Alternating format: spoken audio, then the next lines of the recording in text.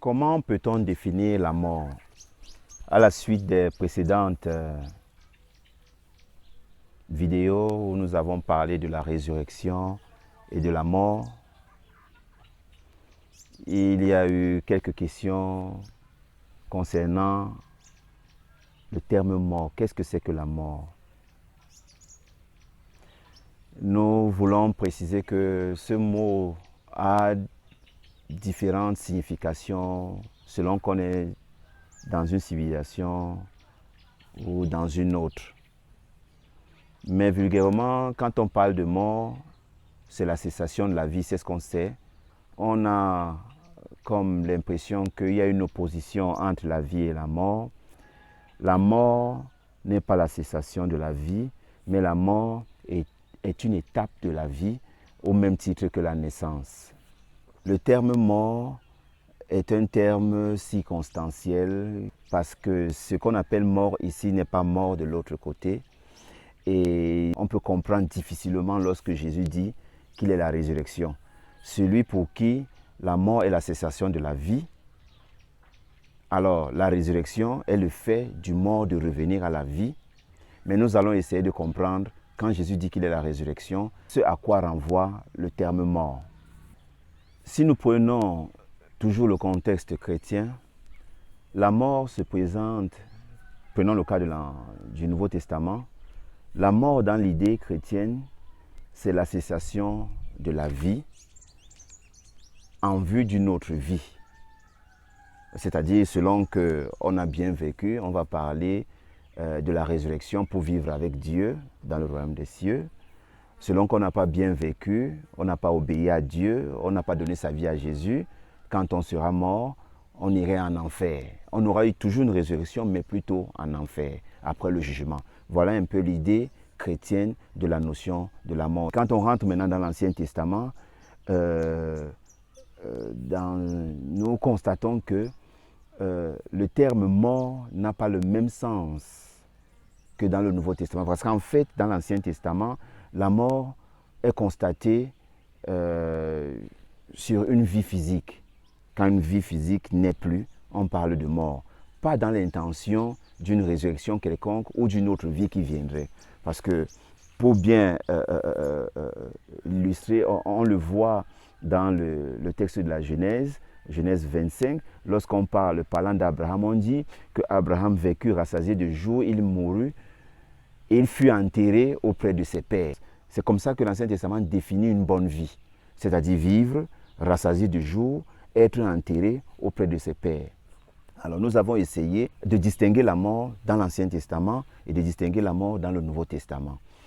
Maintenant, il y a une troisième lecture, une troisième définition qu'on peut donner au terme mort, qui peut être, à notre avis, une définition transversale. Nous définissons ainsi la mort comme étant la cessation de la vie physique dans le temps et dans l'espace. Et quand on la définit ainsi, la notion de résurrection n'a pas de place.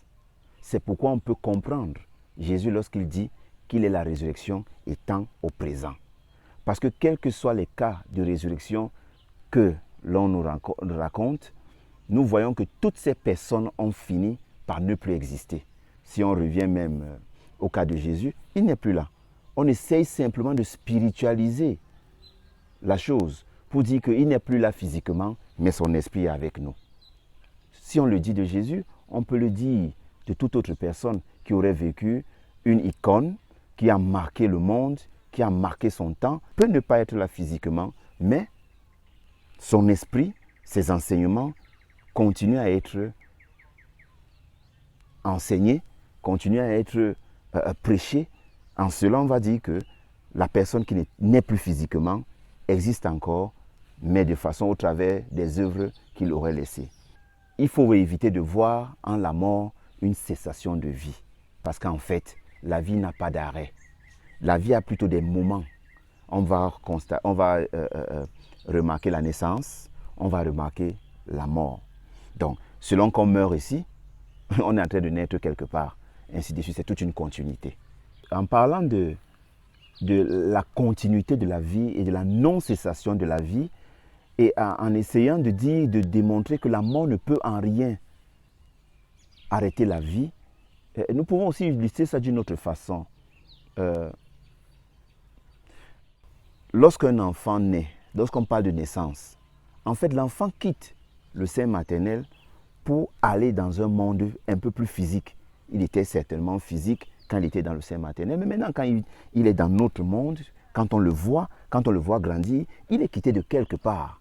Quand il quitte cet endroit pour un autre, on peut dire qu'il est mort de l'autre côté pour naître ici. Donc, c'est une des illustrations de la continuité de la vie et pour essayer de dire que, pour essayer de démontrer que la mort n'est en rien une cessation de vie. Même le souffle, lorsqu'on inspire et lorsqu'on expire et lorsqu'on inspire, on a encore là les mouvements. Il y a un temps où on est en train de mourir, il y a un temps où on est en train d'expérimenter, on est encore en train de vivre. Donc, il y a ces passages, cette inspiration et cette expiration, ces deux moments. On inspire, on expire pendant qu'on est en train de faire autre chose. Donc, ça veut dire que la vie ne s'est pas arrêtée. Mais ce sont des étapes, ce sont des moments qu'on distingue au courant de toute une vie. Donc, pour dire que la vie, en rien, n'a pas d'arrêt. N'a pas d'arrêt.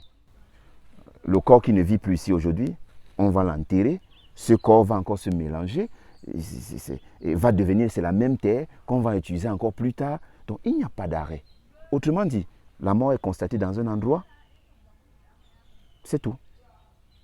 Et ailleurs, d'autres vont dire que la vie continue, que ce corps qu'on dit n'a plus de vie aujourd'hui sert à quelque chose d'autre.